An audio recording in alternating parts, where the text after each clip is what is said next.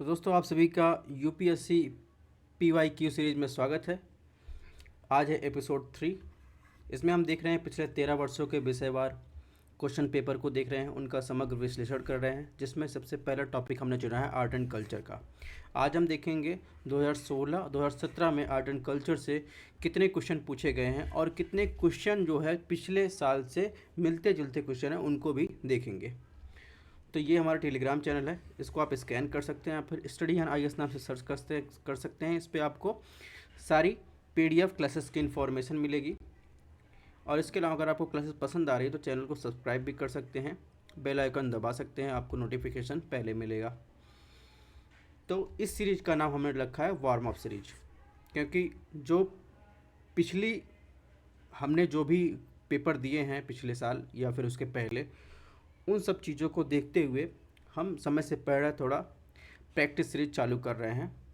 और हमको type 2 type का इंसान बनना है। टाइप 2 टाइप का इंसान क्या करता है, सबसे पहले पीवाईक्यू देखता है, उसमें उसको समझता है क्या पूछा है, कैसे पूछा, आगे हम क्या पढ़ सकते हैं, ना कि वो ये सोचता है कि इतना बड़ा सिलेबस है, हम कैसे ख़त्म करेंगे, कब कैसे क्या होगा।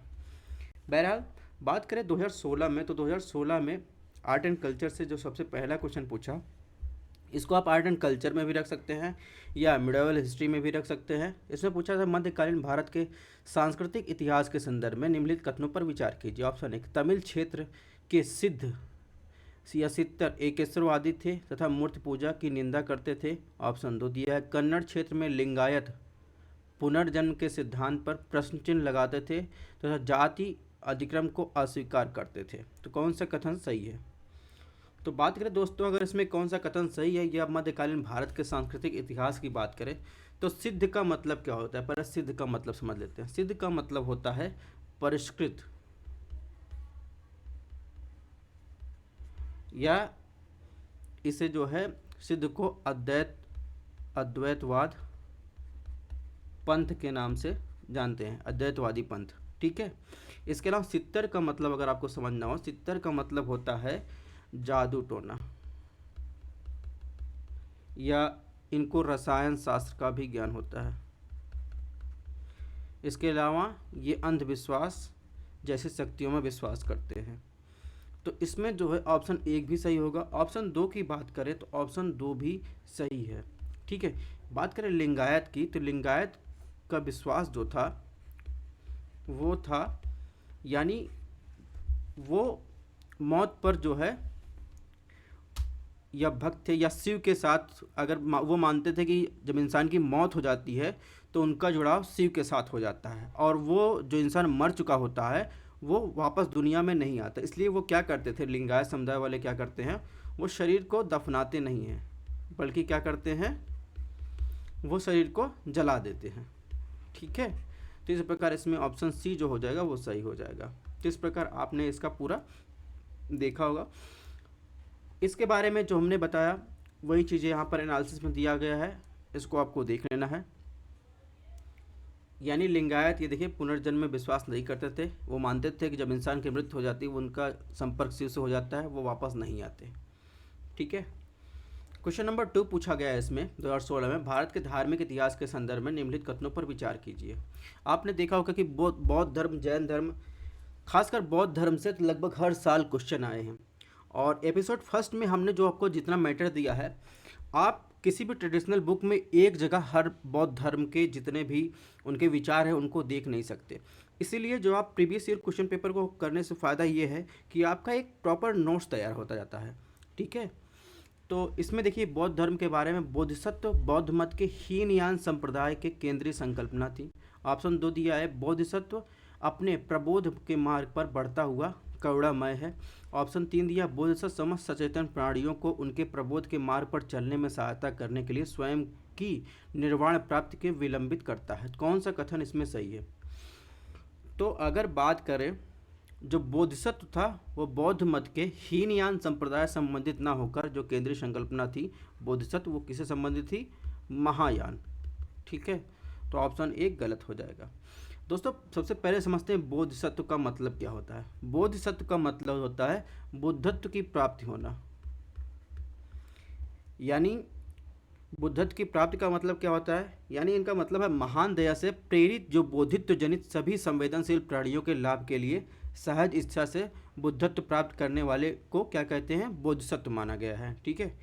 ऑप्शन 2 की बात करें तो ऑप्शन 2 सही है, बोधिसत्व अपने प्रबोध मार्ग पर बढ़ता हुआ करुणामय है। ऑप्शन 3 भी सही है, तो इस प्रकार इसमें हो जाएगा ऑप्शन बी जो हो जाएगा वो सही हो जाएगा। अब इसमें जो नेक्स्ट क्वेश्चन पूछा गया 2016 में, अजंता और महाबलीपुरम के रूप में ज्ञात दो ऐतिहासिक स्थानों पर बातें समान हैं। ऑप्शन 1 दोनों एक ही समय काल में निर्मित हुए। ऑप्शन 2 दोनों एक ही धार्मिक संप्रदाय संबंधित। ऑप्शन 3 दोनों में शिलाकृत स्मारक है। ठीक है, यानी एक ही पत्थरों को काट कर बनाए गए हैं। ठीक है, कहने का मतलब ये है। तो इसमें 4 ऑप्शन दिए गए, आपको बताना है कौन सा सही है। तो आपने एपिसोड फर्स्ट देखा होगा। एपिसोड फर्स्ट में मैंने महाबलीपुरम अजंता के बारे में बताया। एपिसोड 2 में भी हमने अजंता के बारे में बताया। 2022 में भी अजंता के बारे में पूछा था। ठीक है, तो इस प्रकार आप जो मंदिर निर्माण कला शैली है उसकी महत्व को समझ सकते हैं। अगर बात करें अजंता की, तो अजंता की जो गुफाएं हैं वो मुख्यतः जो है बौद्ध धर्म से जुड़ी हुई गुफाएं हैं। ठीक है, जिनका निर्माण जो है 2री से 5वीं शताब्दी के बीच हुआ। वहीं महाबलीपुरम देखेंगे जहाँ पर चीन के राष्ट्रपति आए थे। ठीक है, वही महाबलीपुरम है, उसका निर्माण जो है 7वीं से 8वीं शताब्दी के बीच हुआ, पल्लव नरेशों द्वारा किया गया। और यहाँ पर देखेंगे महाबलीपुरम की विशेषता, ये मंदिर जो है हिंदू मंदिर है जबकि ये बौद्ध मंदिर है। तो इसमें ऑप्शन 1 जो दिया एक ही समय काल में निर्मित हुई, ये बातें गलत हो जाएंगी। ऑप्शन 2 की बात करें एक ही धार्मिक संप्रदाय से, ये भी बात गलत हो जाए क्योंकि महाबलीपुरम हिंदू धर्म से संबंधित है, अजंता जो है बौद्ध धर्म से संबंधित है। इसके अलावा ऑप्शन 3 केवल सही हो क्योंकि दोनों जो हैं शैलों को यानी पत्थरों को काट कर बनाई गई हैं। तो इस प्रकार इसमें जो होगा ऑप्शन बी सही होगा। तो 2016 में जो है आर्ट एंड कल्चर को अगर कैटेगराइज करें तो 3 क्वेश्चन पूछे गए थे। अब बात करेंगे, यहाँ पर देखिए इसका एक्सप्लेनेशन दिया गया है। इसके अलावा बौद्ध धर्म के बारे में दिया गया है, जैसे एपिसोड फर्स्ट में हमने दिया था। महत्वपूर्ण बौद्ध संप्रदाय जैसे हीनयान, महायान, थेरवाद, वज्रयान, तांत्रिक बौद्ध संगीतियाँ कहाँ कहाँ हुई थी, इनके बारे में आपको देख लेना है। मुख्य बौद्ध साहित्य क्या है, यानी सुत्त पिटक में क्या है, विनय पिटक में क्या है, अद्यतम पिटक में क्या है, इसको भी आपको देख लेना है। अजंता की गुफाओं के बारे में, उनकी लोकेशन, गुफाओं का विकास कैसे हुआ, उसमें चित्रकारी क्या है, यूनेस्को स्थल कब घोषित किया गया है, इन सब के बारे में यह है अजंता की गुफाएं। इन सब के बारे में आपको दिया गया है, आपको पढ़ लेना है। और ये चीज़ें बार बार रिपीट हो गई क्योंकि इतिहास बदलता नहीं है। महाबलीपुरम की वास्तुकला के बारे में पहले लेक्चर में बताया था। ठीक है, दूसरे में भी बताया, तीसरे में भी आपको मैटर दे रहे हैं आपको। अब आपका काम है इसको पढ़ना। अब बात करेंगे यूपीएससी प्रीलिम्स 2017 में पूछे गए क्वेश्चन की। तो पहला क्वेश्चन पूछा गया, ऋग्वैदिक कालीन आर्यों और सिंधु घाटी के लोगों की संस्कृति के बीच अंतर के संबंध में निम्नलिखित कथनों में कौन सा कथन सही है। ऋग्वैदिक कालीन आर्य कवच और शीर्षास्त्राण यानी हेलमेट का उपयोग करते थे, जबकि सिंधु घाटी सभ्यता के लोग इनका उपयोग के कोई साक्ष्य नहीं। ऑप्शन 2 ऋग्वैदिक कालीन आर्यों ने स्वर्ण, चांदी, ताम्र का ज्ञान था, जबकि सिंधु घाटी लोगों को केवल ताम्र और लोहे का ज्ञान था। ऑप्शन 3 ऋग्वैदिक कालीन आर्यों ने घोड़े को पालतू बना लिया तथा, जबकि इस बात का कोई साक्ष्य नहीं कि सिंधु घाटी सभ्यता के लोग इस पशु को जानते थे। कौन सा उत्तर सही है। तो अगर सही की बात करें तो जो इसमें माना गया है यूपीएससी के द्वारा अपने ऑफिशियल आंसर की में, इसमें माना गया है ऑप्शन सी 1 और 3। ठीक है। क्वेश्चन नंबर 2 की बात करें तो मणिपुरी संकीर्तन के संदर्भ निम्नलिखित कथनों पर विचार कीजिए। यह गीत और नृत्य का प्रदर्शन है। ऑप्शन 2 यह केवल करताल ही एकमात्र वाद्य यंत्र है जो इस प्रदर्शन में प्रयुक्त होता है। ऑप्शन 3 यह भगवान कृष्ण के जीवन की लीलाओं का वर्णन करने के लिए प्रदर्शित किया जाता है। तो इसमें जो होगा ऑप्शन 1 तो सही है, ये इसमें गीत और नृत्य का प्रदर्शन होता है। ऑप्शन 2 भी सही है कि भगवान कृष्ण के जीवन लीलाओं का वर्णित करने के लिए प्रदर्शन के लिए। लेकिन जो इसमें कहा केवल करताल का प्रयोग होता है, ये बात गलत है क्योंकि करताल के साथ कभी कभी इसमें ड्रम का भी उपयोग होता है। तो इस प्रकार इसमें 1 और 3 जो होगा वो सही होगा। यहाँ पर देखिए यूपीएससी द्वारा जो ऋग्वैदिक कालीन आर्य और सिंधु घाटी सभ्यता के बारे में माना गया था उसका एनालिसिस दिया गया है। ठीक है, कुछ एडिशनल इन्फॉर्मेशन दी गई है, उसको आपको देख लेना है। और मणिपुर संकीर्तन के बारे में यहाँ पर ये मणिपुर संकीर्तन है, ठीक है, इसके बारे में दिया गया है करताल। अब बात करते हैं क्वेश्चन नंबर 3 की। 3 में पूछा गया भारत के धार्मिक इतिहास के संबंध में निम्नलिखित कथनों पर विचार कीजिए। ऑप्शन 1 दिया है सैद्धांतिक और समितियां जैन मत के संप्रदाय के थे। ऑप्शन 2 दिया है सर्वस्ववादियों की मान्यता थी कि दिग्विषय जिसे फिनोमिना के अवयव पूर्णतः क्षणिक नहीं अपितु अव्यक्त रूप में सदैव विद्यमान रहते हैं। तो ऐसे क्वेश्चन जब आते हैं तो ये बाउंसर क्वेश्चन है, इसको छोड़ देना ही बेहतर है, क्योंकि आप जैन धर्म और बौद्ध धर्म के बारे में स्पेसिफिक जानकारी रख सकते हैं जब अगर या तो आप सिर्फ जैन दर्शन को एकदम अंदर घुस के पढ़े हुए हैं, बौद्ध धर्म को पढ़े हुए हैं, या इसका एक और तरीका है कि जितने PYQ आए हुए हों जैन धर्म बौद्ध धर्म को, उनको अलग अलग कर लीजिए, उनसे संबंधित जो भी आंसर बन रहे हों उनको एक जगह नोट्स कर लीजिए, जो हमने इस सीरीज़ में किया है। तो बात करें सैद्धांतिक और समितियां जो थी वो जो है जैन धर्म से संबंधित ना होकर किससे संबंधित थी, बौद्ध धर्म से संबंधित थी। तो ऑप्शन 1 गलत हो जाएगा। ऑप्शन 2 की बात करें तो ऑप्शन 2 जो है सही है कि सर्वस्ववादियों की मान्यता थी दिग्विषय या फिनोमिना के अवयव पूर्णतः क्षणिक नहीं अपितु अव्यक्त रूप में सदैव विद्यमान रहते। इसमें ऑप्शन 2 सही हो जाएगा। क्वेश्चन 4 की बात करें बोधिसत्व की पद्मापण का चित्र सर्वाधिक प्रसिद्ध है, प्रायः ये चित्रकारी कहाँ है? तो कई बार हमने बताया है कि ये अजंता में है, ठीक है। तो देखिए इसमें ऑप्शन क्वेश्चन नंबर 3 का जो है ये आंसर है।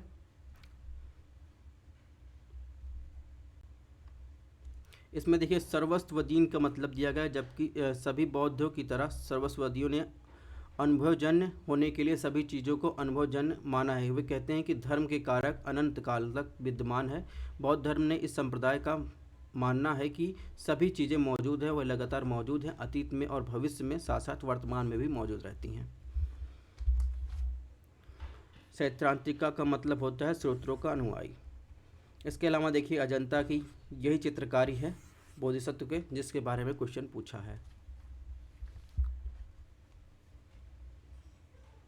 गुफा संख्या 1 में आपको त्रिभंगा मुद्रा में देखने को मिलेगी। एपिसोड 1 में मैंने बुद्ध की जितनी मुद्रा थी उनके बारे में डिटेल में बताया था, उसको आप पहला अगर आपने जो है टेस्ट नहीं दिया है तो उसको आप देख सकते हो, उसमें डिटेल में आपको PDF में और क्लासेस में भी बताया है, आप वहाँ से देख सकते हैं। ये है बादामी गुफा के बारे में, जो उसमें और ऑप्शन दिए गए हैं उसके बारे में दिया गया है, इसको भी आपको पढ़ लेना है। एलोरा गुफा के बारे में पूछा, एलोरा के बारे में पढ़ लेना है, ठीक है। इसके अलावा बाघ की गुफाओं के बारे में दिया गया, कहाँ स्थित है, इसकी विशेषता क्या है, कब निर्माण हुआ, इसको भी पढ़ लेना है। क्वेश्चन नंबर 5 की बात करें तो इसमें परंपरा दी गई है, समुदाय दिए गए हैं। परंपरा में चाहिल साहिब उत्सव दिया गया है, सिंधियों का है, नंदराज जात यात्रा गोंडों का, वारकारी संथालों का। इसमें सही सुमेलित आपको बताना है। तो दोस्तों जहाँ तक बात करें चाहिल साहिब उत्सव, ये सिंधियों का है, ये बात सही है। नंदराज जात यात्रा जो है ये गोंडों का नहीं है, बल्कि ये उत्तराखंड में नंदा देवी से संबंधित है। इसके अलावा वारकारी ये कहाँ संबंधित, पंढरपुर महाराष्ट्र के वकारी संप्रदाय से संबंधित है। केवल और केवल ऑप्शन 1 जो है सही सुमेलित है। क्वेश्चन नंबर 6 में देखिए क्या पूछा है, निम्नलिखित कथनों में कौन सा सूर्य मंदिरों के लिए विख्यात है? तो ओंकारेश्वर देखिए कहाँ, ओंकारेश्वर आपको मिल जाएगा। ओंकारेश्वर इसके मैंने बताया था 12 ज्योतिर्लिंगों में से एक है, ठीक है, ये MP में मिलेगा। इसमें ऑप्शन 3 नहीं होगा। अमरकंटक जो है एक हिल स्टेशन है, ये भी नहीं है। बचा कौन सा, अरसवल्ली। अरसवल्ली कहाँ है, अरसवल्ली आपको मिल जाएगा जिसे सूर्य नारायण टेम्पल के नाम से जानते हैं, ये मिलेगा आपको आंध्र प्रदेश में। तो इसमें जो सुमेलित होगा ऑप्शन 1 होगा, वो सुमेलित होगा। सॉरी। तो देखिए क्वेश्चन नंबर 5 का यहाँ पर डिटेल में एनालिसिस दिया गया, इसको आपको देख लेना है।